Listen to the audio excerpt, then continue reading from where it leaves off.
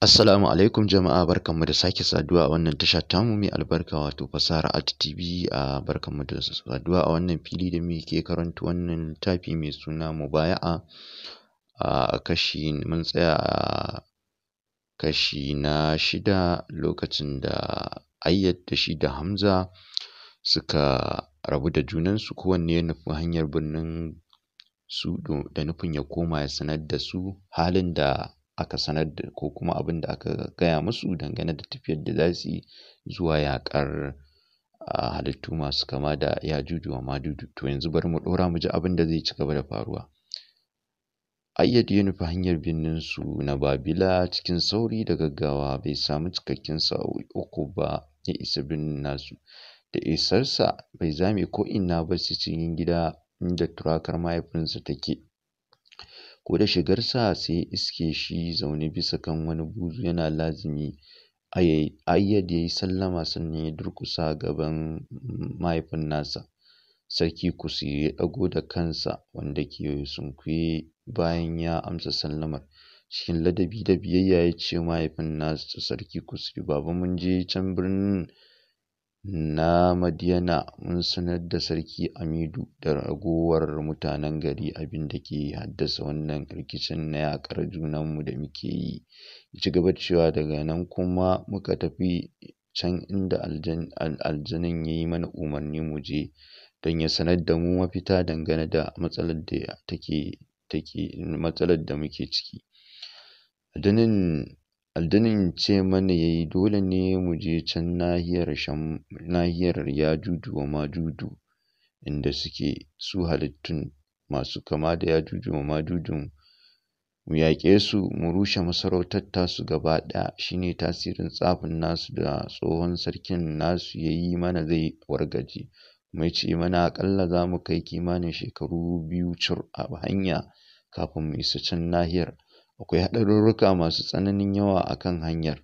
Sannan kuma ya gargaɗe mu da yin gayyar soɗi ko kuma taron yuyuyu na mayaƙa marasa ƙwarin damtse don komai yawansu ƙarewa za su yi.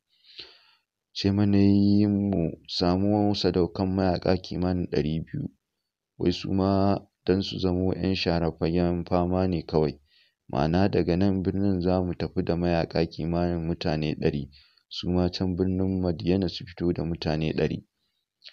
Ya kuma gargaɗe mu da kada mu tsaya yin jinkiri mu gaggauta tafiya. Sarki Kusri ya miƙe tsaye daga kan buzun da yake kai, ya dubi Ayyad a nutse, fuskarsa cike take da alamun jarumta. Ya ce, yanzu yaushe za ku tafi? Ayyad ya amsa masa da cewa nan da kwana 2, amma yanzu sai mun aika da wasiƙa zuwa can birnin na Madiyana wajen Sarki Amidu da su fito jibi da sassafe su jira mu a mararraba, sai mu ɗunguma mu tafi gaba ɗaya. Cikin gaggawa Sarki Kusri ya sa aka tara manya-manyan masu faɗa a ji na cikin birnin, ya sanar da su dukkan abin da ya faru. Daga nan kuma sai Waziri Ayyad ya zaɓi wani mutum guda, aka rubuta takarda kamar haka: Assalamu alaikum daga Sarki Kusri, ina sanar da kai ya Amidu ɗan uwana, lallai ka shirya mayaƙa kimanin mutum 100 su jira namu a bakin mararraba. Jibi da safe za su fito su haɗu guri guda, daga nan kuma su tafi can nahiyar ta Yajuju wa Majuju. Na gode ɗan uwanka Sarki Kusri. Nan da nan aka naɗe wasiƙa aka danƙa wa mutumin mai suna Dauda. Ya miƙe cikin hanzari ya hau dokinsa ya tafi can birnin na Madiyana. A kuma lokacin ne Sarki Kusri da wazirinsa Zayyad suka zaɓi sadaukan jarumai masu jini a jika kimanin 99. Ayyad ya zama cikon na 100. Sarki Kusri ya ba su duk abubuwan da suke buƙata wanda ya danganci guzuri da kuma kayan yaƙi. Ya kuma umarci jaruman sadaukan da su je su yi sallama da iyalinsu da kuma danginsu. Da ƙarshe kuma ya sanar da su gobe da daddare za su tafi can bakin mararrabar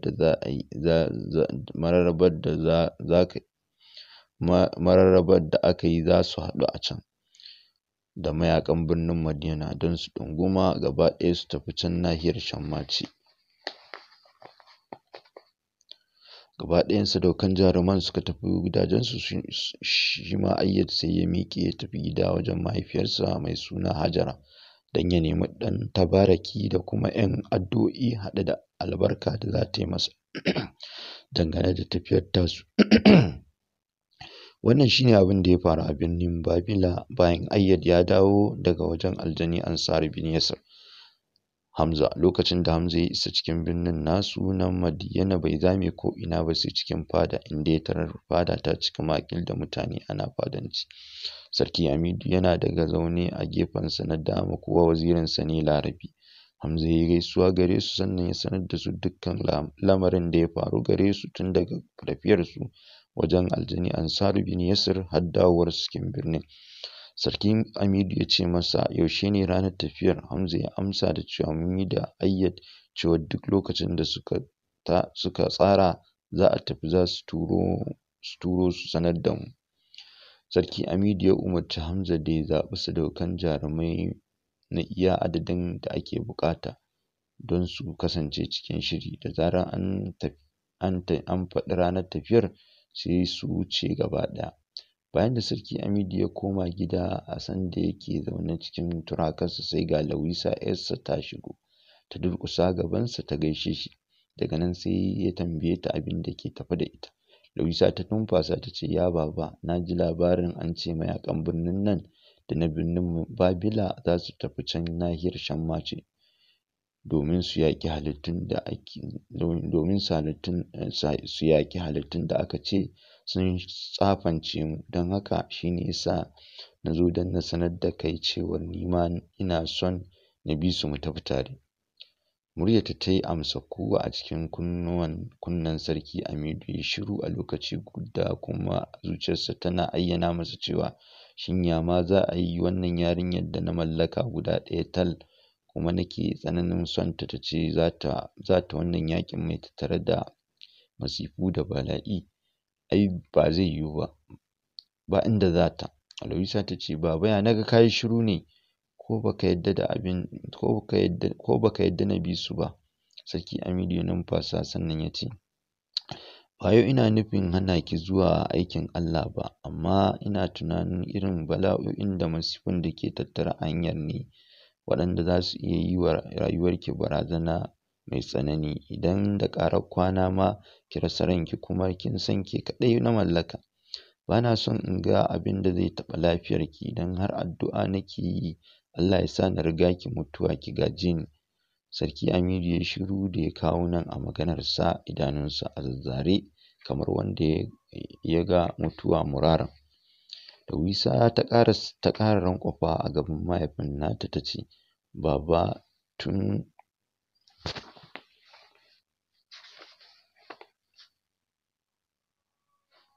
kun tarbiyyantar da ni a bisa burtali na gaskiya.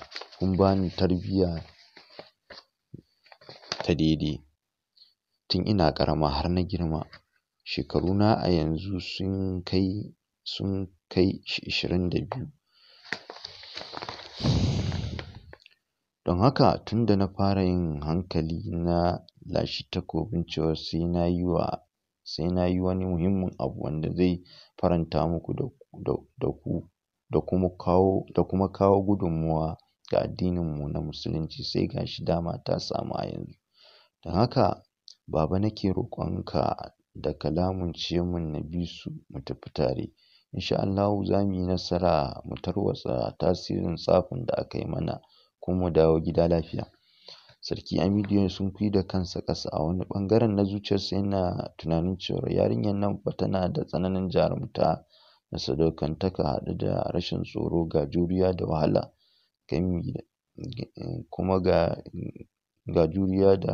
gami da kuma ƙumaji. Don ko Hanza ma yana shayinta tun wata rana da suka ɗan fafata ta so ta ba shi kunya. Kuma idan ma ta bi su aka yi nasara, ni ma zan yi alfahari da ita a duniya, don za ta kasance sahun jerin 'yan matan da suka nuna sadaukantaka da jarumta a duniya, kamar irin su Gimbiya Salamiyatu 'yar Sarki Finona, da Humayya, da kuma Razan 'yar Gaibar mai yaƙin mamaya. Sarki Amidu ya ɗago kansa ya dubi Lawisa ya ce, to ba abin da zan iya cewa sai dai in ce Allah ya kai ku lafiya ya kuma ba ku nasara akan maƙiya Allah. Allah ya dawo da ku lafiya. Lawisa ta yi kamar ta zuba ruwa a ƙasa ta sha saboda tsananin murna da jin daɗi. Har ta miƙe za ta fita sai Sarki Amidu ya yi kiranta ya ce, amma ki sani zan danƙa ki amana ne a wajen babanki Hamza, daga tafiyarku har ku dawo kina ƙarƙashin ikonsa ne.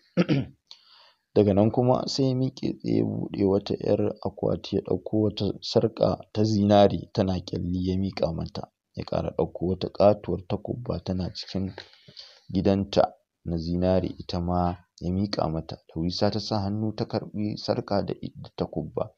Sarki Amidu ya ce mata, wannan sarƙar ki sa ta a wuyanki ki ɗaure ta tamo, kada ki bar ta ta riƙa lilo, kuma duk tsananin rintsi da rikici kada ki bar ta ta faɗi, domin matuƙar kina tare da ita babu wani tsafi da zai yi tasiri a kanki da yardar Allah. Sannan kuma ita ma wannan takobin da ke hannunki a yanzu tana tattare da kafi haɗe da ɗalasimai masu tsananin tasiri ga jinsin aljanu. Don haka ita ma ki kula da ita sosai, ba kowane lokaci za ki riƙa amfani da ita ba sai idan rana ta ɓaci. Rufe bakinsa ke da wuya sai suka ji an yi sallama. Hamza ne ya shigo cikin turakar ya durƙusa gaban sarki ya yi gaisuwa. Ya numfasa ya ce, ran sarki ya daɗe, saƙon sarki Kusur ya iso cewar jibi da safe za mu riske su a Mararraba da safe sai mu ɗunguma mu tafi can nahiyar Tashan Mati. Bai gushe ba ya ƙara da cewa shi ne na sanar da jakadan insha Allah za mu kasance a wajen har su zo su same mu. Sarki Amidu ya ce masa, a tafiyarku da za ku yi har da Lawisa. Hamza ya ɗago da kai cikin kaɗuwa ya ce, Lawisa kuma? Sarki Amidu ya girgiza kai ya ce, ƙwarai kuwa, ita fa, amma zan damƙa ta amana ne a hannunka har ku je ku dawo. Aka ce rundunar mayaƙa kimanin su 100 duk sun ja tunga sun yi carko-carko a kan dawakansu a bakin mararrabar birnin Madiyana da birnin Babila. Hamza ne a kan gaba yana bisa kan wani ingarman farin doki, tunjin yake cikin sulke na baƙin ƙarfe, ya rufe kansa da wata hula ta ƙarfe, idanuwansa da hannayensa da bakinsa kawai ake gani. Daga gefen ƙugunsa kuwa wata irin falleliyar takubba ce mai tsayin kamu 10 da kuma faɗin kamu 1 a soke, sannan kuma daga bayansa farin gatarinsa ne a ɗaure da kuma wasu makamai masu haɗari. Gefensa na dama kuwa Lawisa ce 'yar Sarki Amidu, ita ma haye bisa kan wani jan ingarman doki ta yi shigar yaƙi kwatankwacin irin ta Hamza. Takobinta ta Nuru wacce Sarki Amidu ya ba ta soke take cikin sulken dokinta, sannan kuma a ɗaya ɓangaren wani dogon mashi ne mai irin kaifin takobi a soke, da kuma wata babbariyar kwari da baka daga bayanta. Hakanan kuma duk ragowar mayaƙan a shirye suke cikin shirin yaƙi, duk suna cikin tsimayi na jira.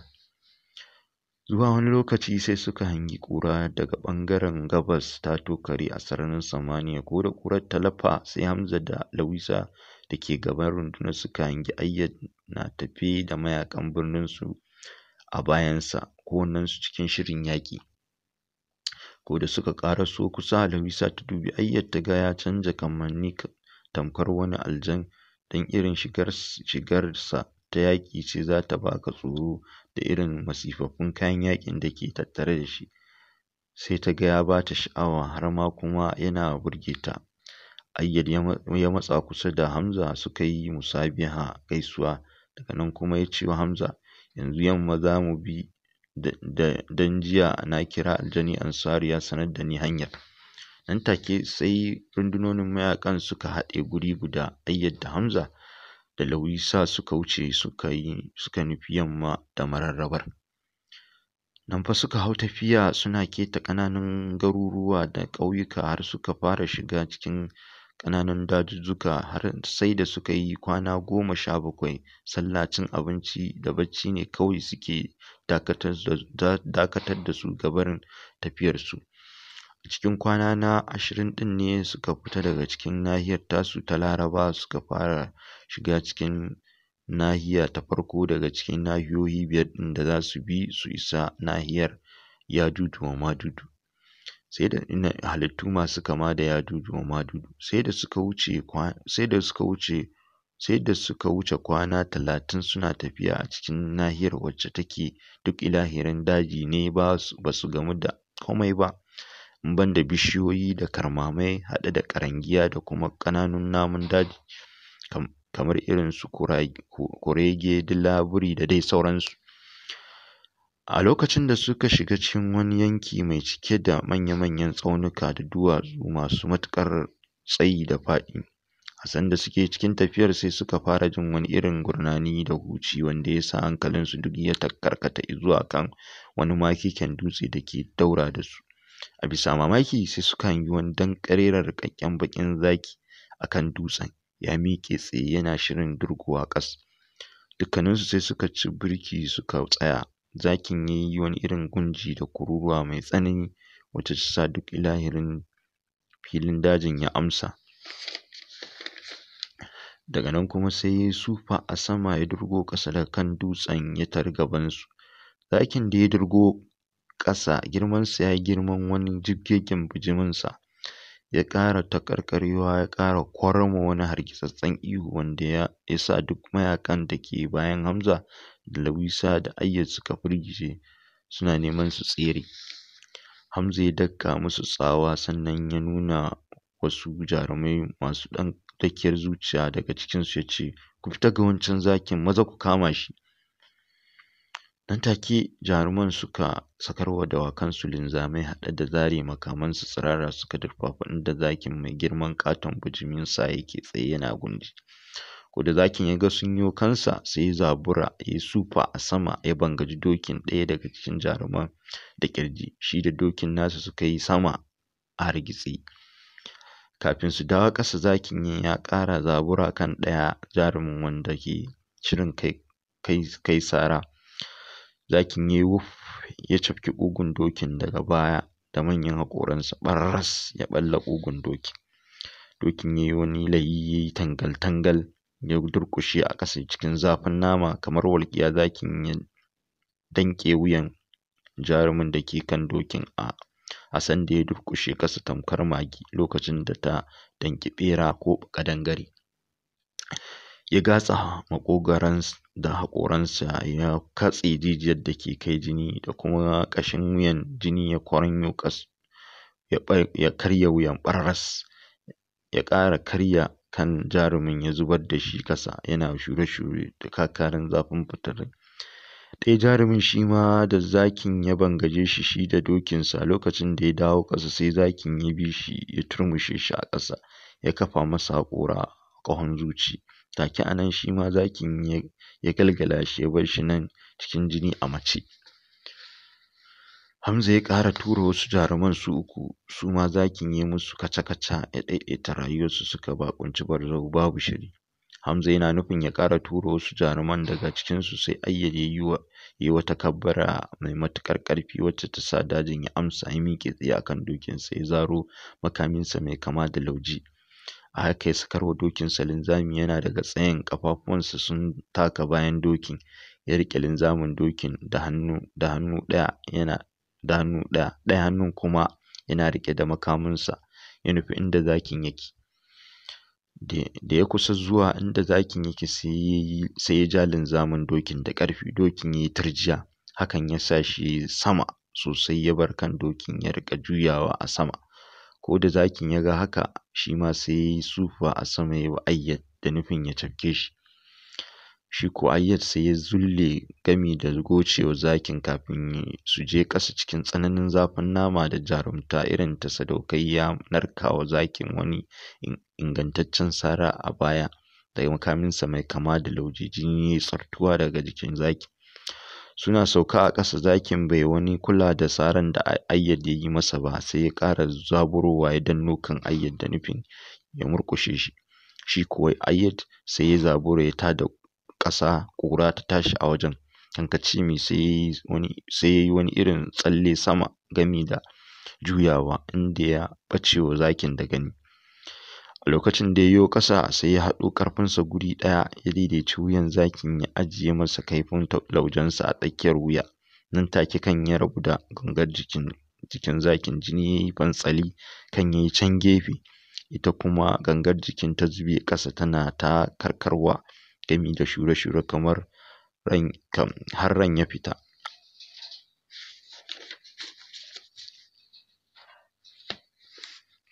Ayyad ya tsaya a wajen, hannunsa riƙe da makaminsa mai kamar lauje yana ɗigar jini. Ya sa ƙafa ya shuri gawar zakin, ya ga bai motsa ba, ya tabbatar ya mutu. Daga gefe kuma dokinsa ne yake ɗan yin zirya ya kai ya kawo. Nan take ya kama linzamin dokin ya hau, ya zabure shi zuwa wajen da su Hamza da Lawisa da kuma jaruman mayaƙan nasu suke. Hamza ya yi wa Ayyad jinjina a sanda ya dunƙule hannunsa ya miƙar da babban ɗan yatsansa, sannan kuma ya gaisa. Ita kuwa Lawisa da ke kusa da Hamza murmushi kawai ta yi a cikin zuciyarta, kuma tana rayawa wai ashe dai yana da salo na attabu da yaƙi. Amma shi Ayyad bai san Lawisa ba ce a kusa da Hamza ba. Shi dai kawai a tsammaninsa wani bardan sadauki ne wanda Hamza ke ji da shi. Nan fa sai suka ƙara durfafar hanya, suka ci gaba da tafiya cikin taka tsantsan da shirin ko ta kwana. A duk sanda suka ci karo da wani naman dajin mai cutarwa, Allah yana ba su sa'a su kashe shi. Har sai da suka ci wata 4 cir a cikin nahiyar ta zunzurutun daji. Wata rana da asuba, bayan sun yada zango a wani waje mai bishiyoyi, da daddare sai suka yi waye gari da asuba. Hamza ya nemi Lawisa sama da ƙasa bai ganta ba. Duk ya bincika ko'ina na rundunar mayaƙan bai ganta ba. Hankalinsa ya tashi, ransa ya ɓaci. Ayyad ya tambaye shi lafiya kuwa Hamza? Ya yi shiru can wani lokaci sai ya amsa masa da cewa shin baka san wanda ke kusa da ni mace bace? Ayyad ya ce mace kuma? Ƙwarai kuwa, Lawisa ce 'yar sarki Amidu, 'yata, Hamza ya faɗa. Ayyad da ragowar baradan da ke wajen suka cika da mamaki. A kuma daidai wannan lokacin ne kuma Ayyad ya duba gefe inda suka ɗaure dawakansu, su ma bai gansu ba sama ko ƙasa. Nan take ya sanar da Hamza. Da suka lura sosai sai suka fahimci ashe ma ba a wajen da suka kwana jiya da daddare ba ne. Nan da nan sai suka hau dube-dube da hange-hange, duk suka rikirkice. Ayyad ne ya fara arangama da Ayyad ne ya fara magana a nutse ya ce, ku duba fa sosai, nan fa can baya ne inda muka taɓa zama muka huta. Ya nuna wata bishiya ta ɓaure ya ce da wannan bishiyar na gane. Hamza ya ce ƙwarai kuwa, nan can baya ne inda muka wuce sama da kwana ɗaya. Lallai ko shakka babu muna cikin halin siddabaru. Ya ƙara da cewa Ayyad ai sai ka kirawo aljani Ansaru ya sanar da mu halin da muke ciki. Nan da nan sai Ayyad ya tara ƙasa guri guda, ya yi da'ira, sannan ya fito da darhamomin nan guda 3 ya sussuka su suka zagaye da'irar. Cikin wani ɗan ƙanƙanin lokaci sai ƙura ta fara tashi sama daga cikin da'irar, tana juya haɗe da yin sama. Zuwa wani ɗan lokaci kuma sai ga wani farin hayaƙi ya keto ta cikin ƙurar, yana dunƙulewa waje ɗaya. Sai ga aljani Ansaru bin Yasir ya bayyana a wajen. Yana sanye ne da wata doguwar riga ta alkyabba, sannan da wani farin rawani. Gemunsa kuma ya yi fari ƙal sakamakon rashin lalle da ba a yi masa ba. Yana riƙe da sandarsa ta zinare a hannunsa na dama. Aljani Ansaru ya yi musu sallama, suka amsa masa. Lokacin da dukkaninsu suka zagaye shi, Ayyad ya buɗi baki zai magana, sai aljani Ansaru ya yi masa nuni da ya dakata. Sai ya ce musu, ya naga duk kun ruɗe haka ne tun kafin ku fara artabu da manyan ƙwari. Haba ƙarafuna 2 masu goga su fitar da amo. Ku tuna fa cewar rayukan musulmai na jinsinku na mutane da ke nahiyarku za su ci gaba da salwanta a banza matuƙar ba ku yi juriya da jarumta ba gami da nuna jan wuya a wannan tafiyar da za ku. Sannan ya ci gaba da cewa ku sani cewa wannan abu da ya faru a gare ku sharrin wani iblishin mutum ne wanda ya yi matuƙar ƙwarewa wajen yin siddabaru. To masu karatu za mu tsaya a nan, idan mun ɗora muku a ci gaban za mu ji yadda za ta. Assalamu alaikum.